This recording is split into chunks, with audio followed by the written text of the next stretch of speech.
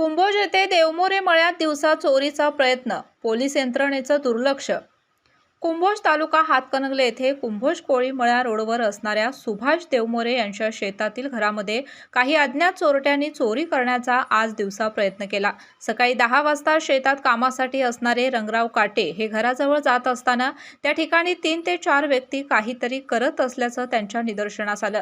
त्यावेळी त्यांनी कोण आहे असं विचारलं असता सदर व्यक्तींनी त्यांच्यावर शस्त्राने पाठलाग करून वार करण्याचा प्रयत्न केला। स्पेशियस, लक्झुरियस, सगळं मिळेल अगदी मनासारखं। बटू बिल्डर्स यांचा नवीन गृहप्रकल्प गृहलक्ष्मी रचना।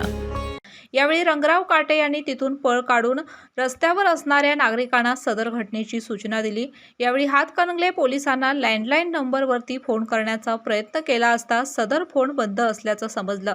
परिणामी सदर चोरींच्या घटनांबाबत हातकणंगले पोलिसांना गेल्या 2 दिवसापासून सूचना करूनही दर्गेवाडी व मळे भाग परिसरात कोणत्याही पद्धतीचे हातकणंगले पोलिसांच्या वतीनं गस्त घालण्यात न आल्याने नागरिकांच्या मधून संताप व्यक्त होत आहे।